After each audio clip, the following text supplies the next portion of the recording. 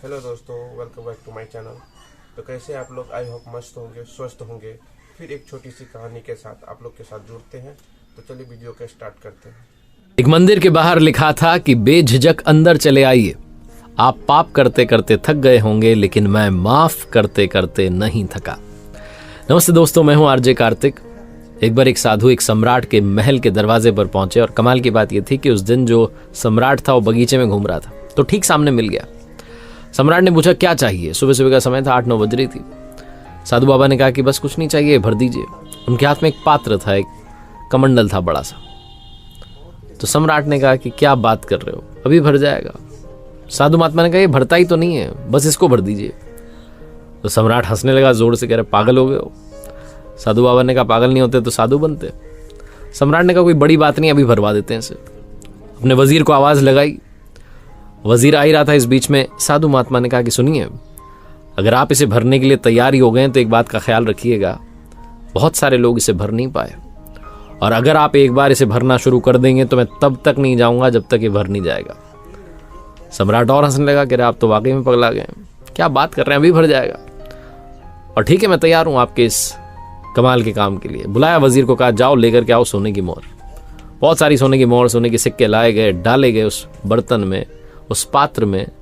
लेकिन कमाल ये हो रहा था कि वो गायब हो रहे थे, वो पात्र भर ही नहीं रहा था। सम्राट ने सोचा ये क्या जादू चल रहा है। वजीर से कहा बुलाओ, जितना खजाना है सारा बुलाओ, भरो इसे, हीरे से जवाहरात से भर दो। पूरी कोशिश कर ली लेकिन वो भर ही नहीं रहा था। दोपहर होने के बाद सम्राट का दिमाग खराब हो गया। उसने कहा ये तो सारा खजाना खाली हो गया, लेकिन ये भर ही नहीं रहा है। सम्राट ने ढिंडोरा पिटवा दिया अपनी राजधानी में। लोगों से कहा कि जितना कुछ है आपके पास लेकर के आ जाइए, आज सम्राट की इज्जत पे बात आ गई है। सम्राट हारना नहीं चाहता था, और वो भी एक साधु महात्मा से हारेगा, जमेगा नहीं। लोग आए अपने साथ में, जितना उनके पास में सेविंग्स थी, जितना सामान था सब लाए, ला करके डालने लगे उस पात्र में, लेकिन वो पात्र भरने का नाम नहीं ले रहा था। शाम हो गई। शाम में सम्राट को समझ में आया कि अब तो कुछ भी नहीं बचा, अब तो सब कुछ लुट गया है। वो चरणों में गिर गया। साधु महात्मा कहने लगा प्रभु माफ करो, माफ करो, मैं इस काम को नहीं कर सका, लेकिन जाते जाते ये बता के जाओ कि ये जो पात्र है, जो बर्तन है, कमंडल है, किस चीज का बना है, किसमें कुछ टिक ही नहीं रहा है, गायब हो जा रहा है, ये भरता क्यों नहीं है, कौन सा जादू आपने किया। वो साधु महात्मा ने कहा कि कोई जादू नहीं है, ये पात्र नहीं है, ये आपका हृदय है। इसे कितने भी धन से, पैसे से भर दो, ये भरेगा नहीं, हमेशा और चाहता रहेगा। दुनिया का सारा खजाना मिल जाएगा तब भी इसका पेट नहीं भरेगा। अगर आप इसे वाकई भरना चाहते हैं तो प्रभु के स्मरण से भरिए, उस आनंद से भरिए जो उनकी प्राप्ति के बाद होता है। राजा को जीवन का सार समझा करके वो महात्मा वहां से चले गए। ये छोटी सी कहानी साधु बाबा की, सम्राट की नहीं है, आपकी, हमारी है।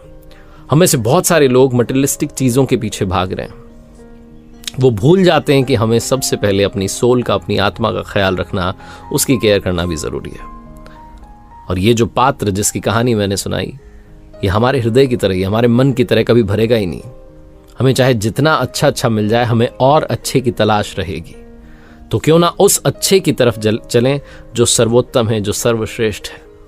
इसीलिए मैं आपसे कहता हूं कि लाइफ में चाहे जो आप काम करते रहें, थोड़ा सा टाइम अपने दिन भर में से प्रभु के सुमिरन के लिए, जिस भी नाम से आप उन्हें पुकारते हैं, उनके लिए अवश्य निकालिए।